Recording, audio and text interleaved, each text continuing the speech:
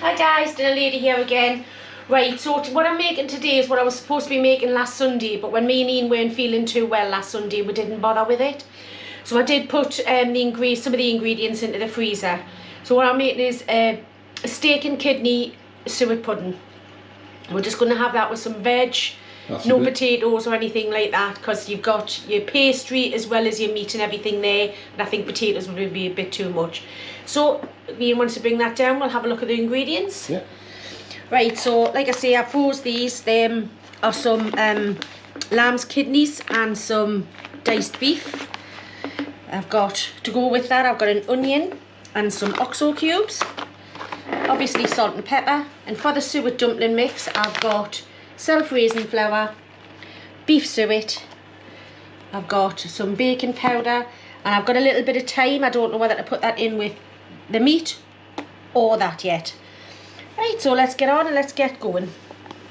Right guys, so I've just chopped up my onion, and what I'm going to do is I'm going to put some spray oil in there, and also a little bit of butter. Tell the weather's warmed up, the butter's melting in the butter tray. Here we go. And then just pop these in. I am going to cook the filling. It will get steamed as well, but I am going to cook it first. Otherwise you've got pots of steaming things on for about 3 or 4 hours.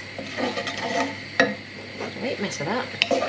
So I'll just soften them off, and while that's happening I will deal with the steak and kidney. I'll just bring you back round here. There we go. Just quickly wipe your hands with a bit of butter on. So just bring you down just a little bit. Rid of that.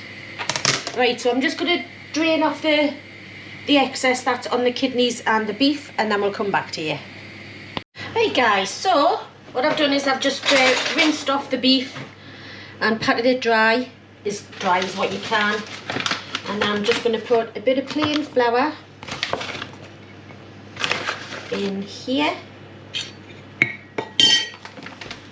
and salt and pepper.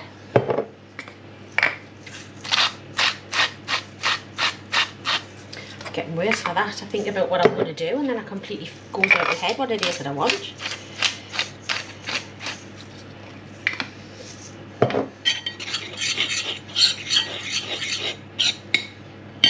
I'm just going to dust this in the flour, because this will help with the thickening of it. I'll just put it all in there. It's not... Oh. Rid of that for a second. Not a huge amount of beef here, because we have got the kidneys. I mean, you don't need to use kidneys if that's something that you would really hate. You could do mushrooms, you know, or just leave it out altogether and just do it as the beef. It's completely up to you. It's your pudding. Right.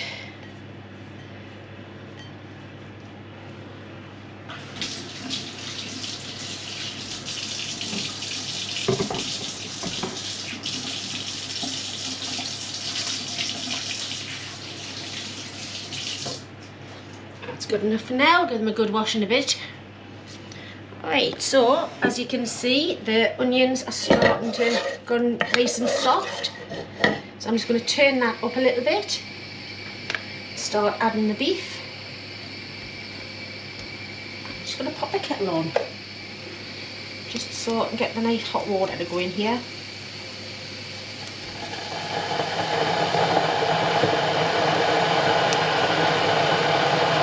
Any sprinkles of flour goes in. You can't keep this flour in case you need to thicken it later on.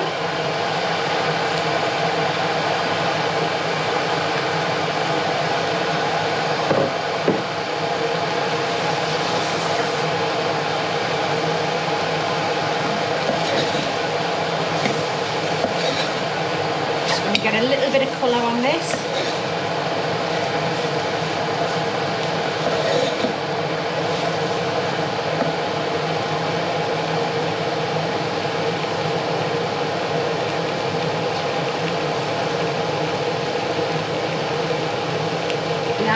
time in there, so just run your fingers along. So you've got your sprigs like this, just go from top to bottom and it just pulls them all off individually.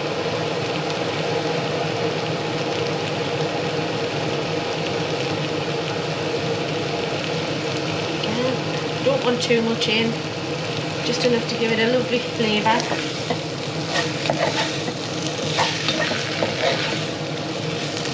Right, so I'm just going to get some colour on this, guys, and I'll come back to you. Right guys, that's just got a little bit of colour on there now.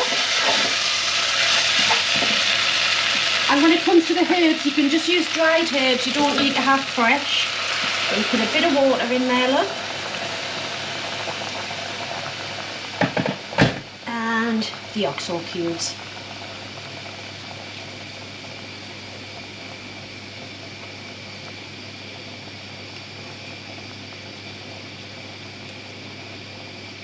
Oh.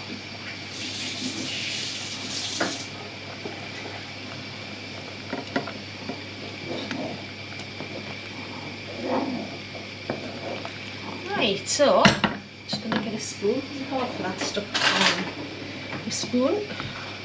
Go.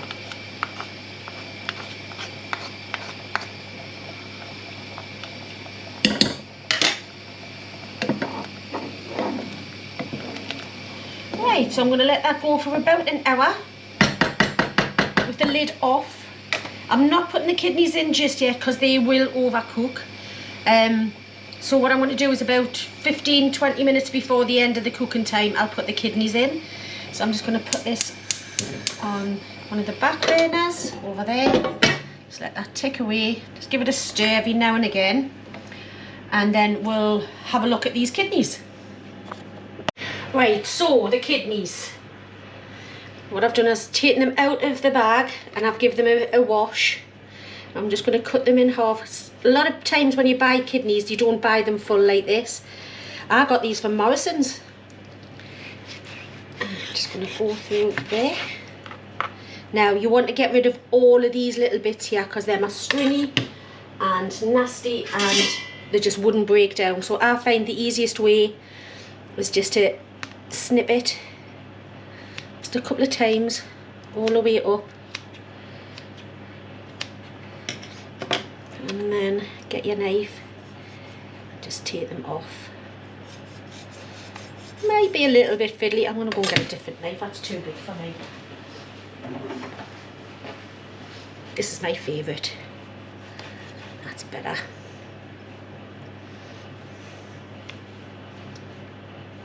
Knife underneath, like this.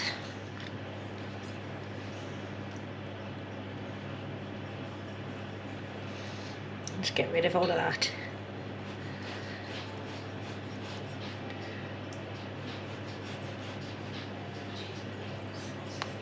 Right, so I'm just going to crack on with this and get rid of all of that off this one and the other one, and then we'll come back and chop it.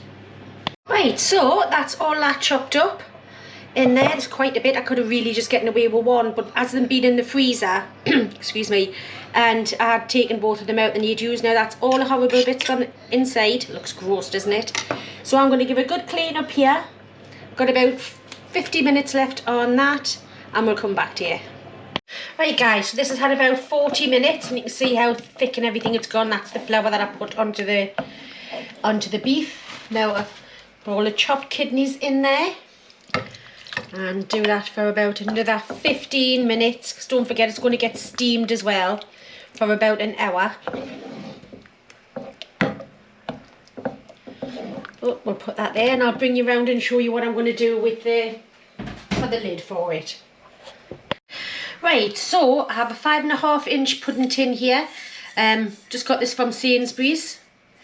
I have got a glass one, but that's too big to be able to use just for me and Ian. So for the lid, what I'm going to do is get some baking paper. There. And also some foil.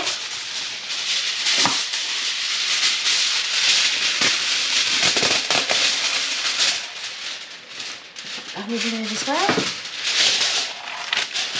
Turn this way so it doesn't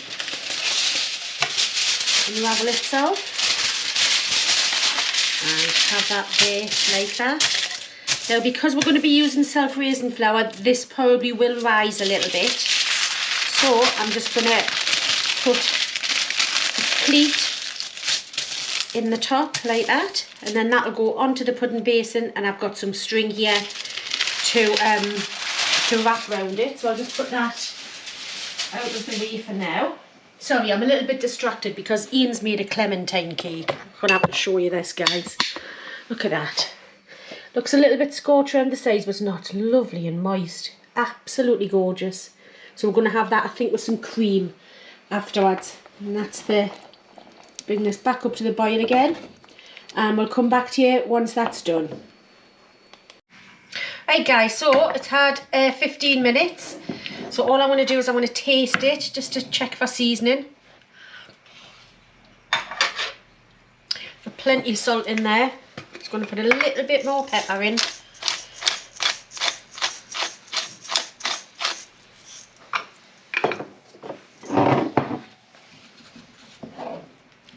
Now, if I had any horseradish, I could even put horseradish in the gravy as well, but I actually don't have any. So, right, I'm going to bring you around and show you what it is, what I'm going to do. So I've got this here. Now I don't want all of this gravy to go into the pie. That's going to be with the dinner. So I'm just going to use a slotted spoon and take all of the filling out. I do want this to cool down before we put it actually into the pudding. Put it in a shallow bowl like this, and out of the gravy we'll do that. I do want a little bit of gravy in there, just not as much as what I've got here. Obviously this is our dinner and we would like some gravy to go with our dinner. Right, it's just about there. Couple of more bits, and then we'll let that cool for about, well, just as long as it takes. It's still only lunchtime on Sunday, so I mean, I think we've done really well today. There we go. That's all of the meat out. So I'm just going to put that to one side. I'm going to cover it because we have been in and out the back today, and I don't want, if there's a stray fly or anything in here. I'm just going to cover that, and then we'll come back to you once that's cooled down.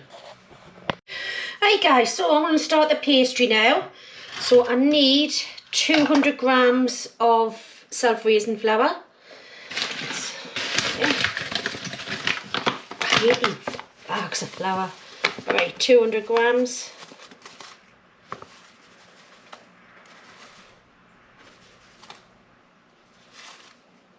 There we go. 201, but I'm not going to try and get 1 gram out of there. And need, oh, this one hasn't been opened. Yeah, I had an open one because Ian used it before. Right, about half a teaspoon of baking powder in there. And some salt.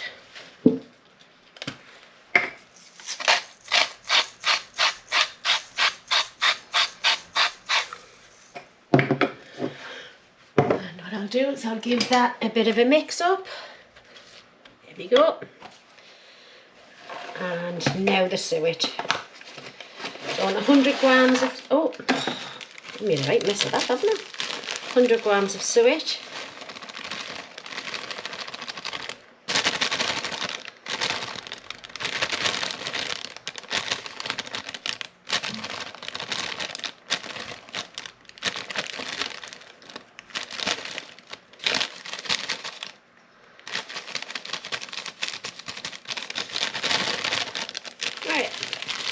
There we go. Just going to mix that in. I'm going to need this bench to roll this out. So I'm going to tidy up a little bit after my little mishap, and I'll come back. Right, so cleaned up a little bit. I've got this here. I've got about 150 mils of milk. Just going to put some in. I'm not going to put it all in straight away.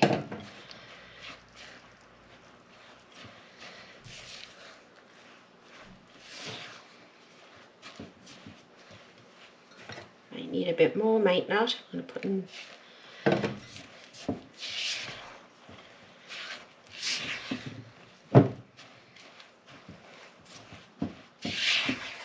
Yeah, I need at least that.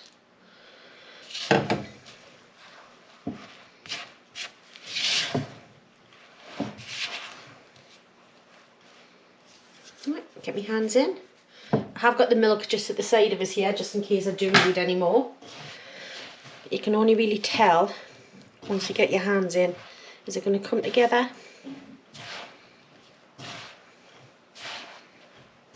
No, definitely going to need some more milk.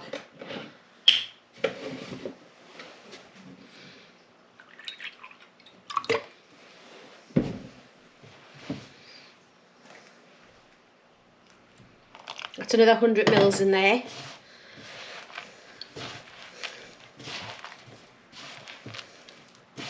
That's starting to feel better. There. This is not, well, it's the same sort of pastry as your dumplings, but I don't want it too sloppy, so just a little tiny bit.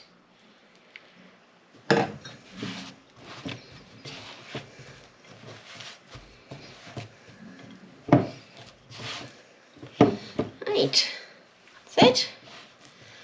That's about this. Once your bowl becomes clean,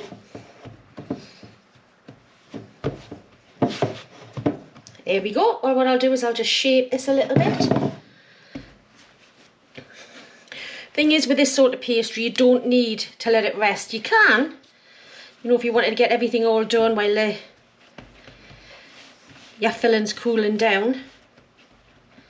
But I'm just going to pop that back in there, cover it, and have a bit of a clean down.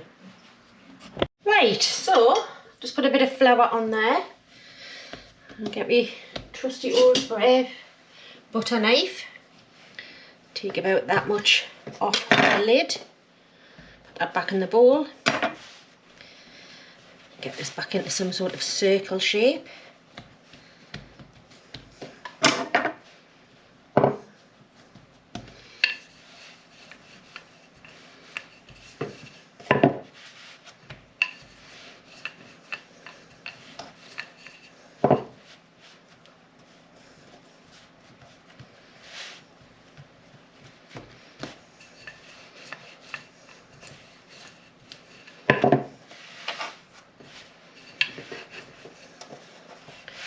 Over a little bit.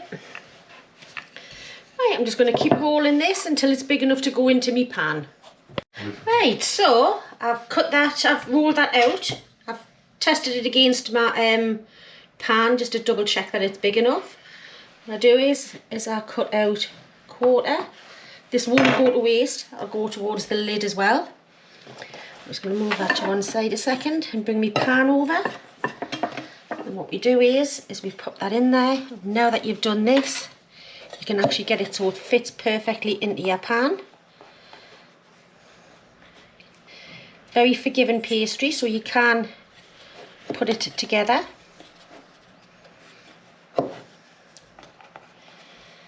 Here we go.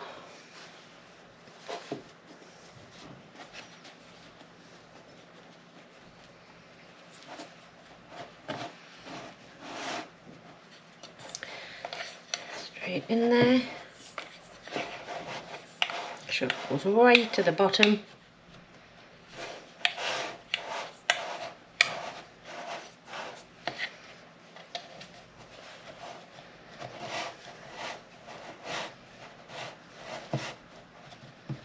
All the way around. It's thicker in some places than others, just push it. Patch it up if you've got any holes or anything like that. Make sure that this is all patched together. I mean, once it starts to melt with the heat anyway, it'll work no problem. So I'm just going to get the lid done now.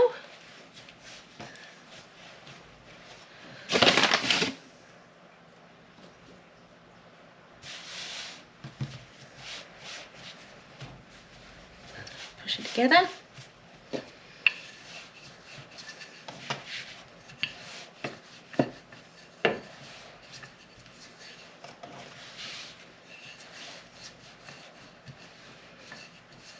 When you think your lid's big enough, which it certainly is, it's time to get filling this.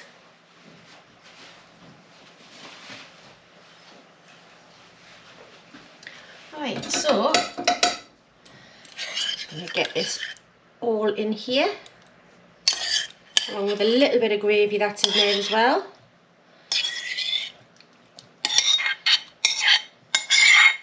Oh, sorry for the scraping, guys.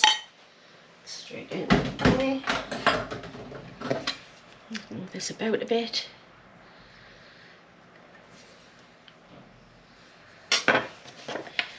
And put your lid on. You don't want to fill it too far up anyway, because of the fact that these are going to rise. I'm just going to get this pressed together like this.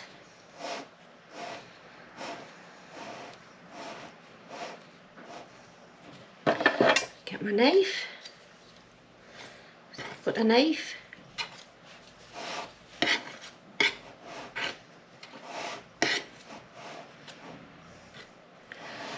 And you can keep the rest of this pastry, you can freeze it, and it's quite nice to roll out, do into strips, and then put into soups. Right, now this is going to be the bottom once it's cooked. I'm just going to turn this over so it is well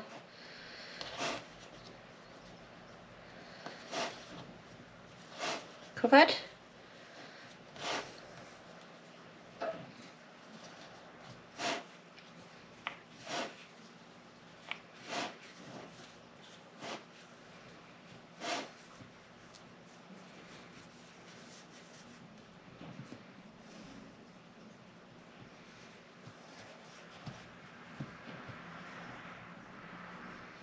Sure that it's well sealed. Like that. Don't got any too much on the edges. Right, I'm going to clear up, get the lid, and I'll come back to you. Right, so I've got this now. You don't want to pack this tightly because, like I said, it is going to rise a little bit. So I'm going to pop that on there. Already cut my string. Go around the edge. Keep this nicely up. Doesn't want to stay. Come on, get in there. That's it.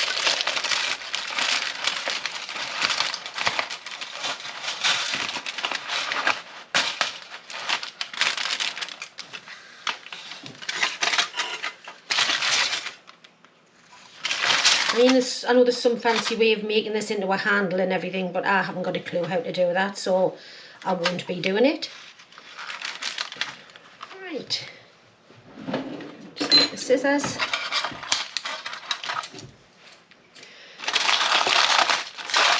Take off the excess.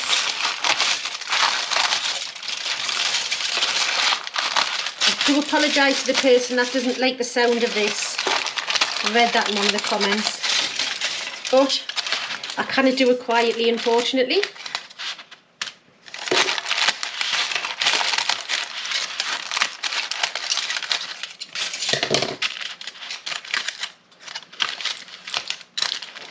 Right, so what I'm going to do is I'm going to use the cassoulet for this.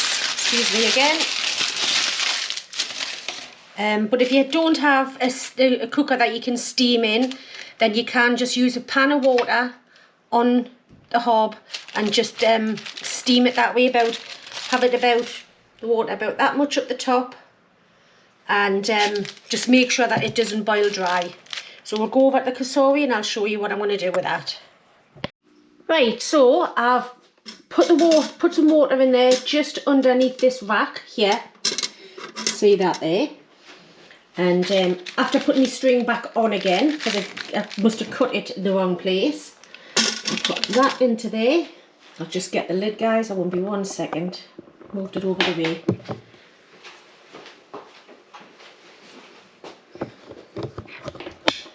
Right, again on this, it's exactly the same as the other times.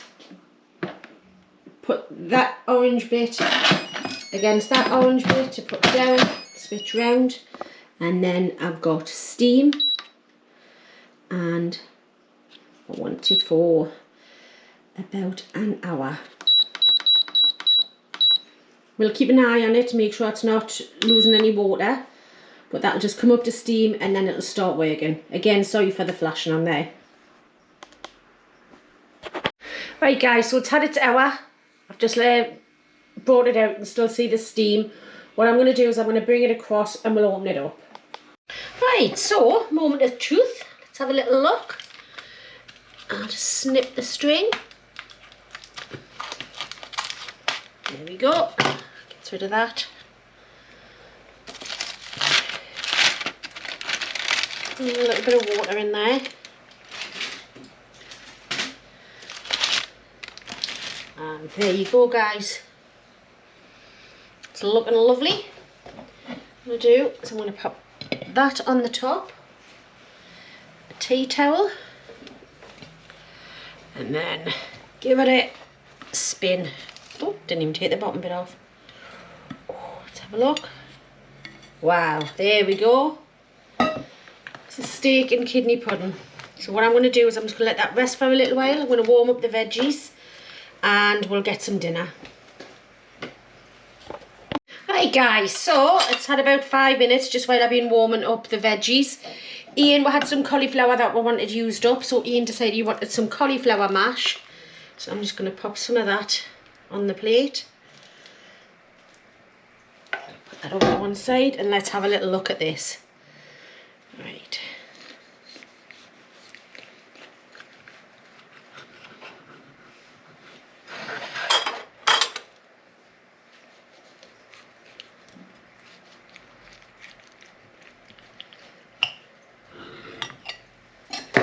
Right, I'm going to use the cake slice for this. I'll get it under. There you go, guys. Just going to put that onto there. And that's it on the inside. Right, so I'm just going to put a bit of gravy on. And then I'll get mine in a minute. Let's use this spoon, I think.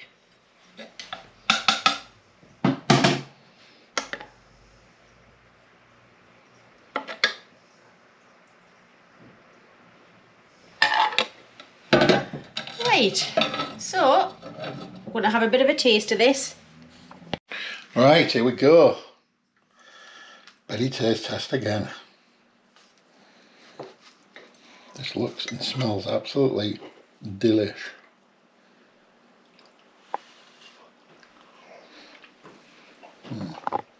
Wow, that is banging. Steak and kidney, just an absolute classic combination, isn't it? It's lovely. I'm saying if you don't like kidney, you can just either leave it out or put mushrooms or anything in it. Yeah, definitely. So this gravy. It's lovely. Cauliflower mash, I haven't had that for a while. I used to have that on the keto all the time, didn't I? Lovely and creamy.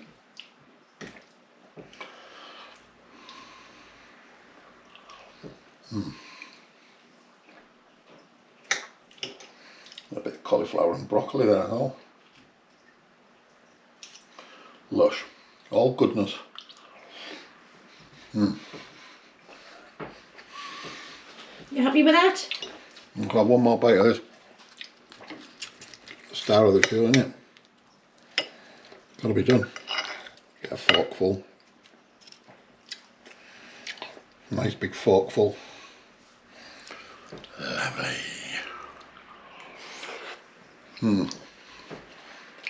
That's to it.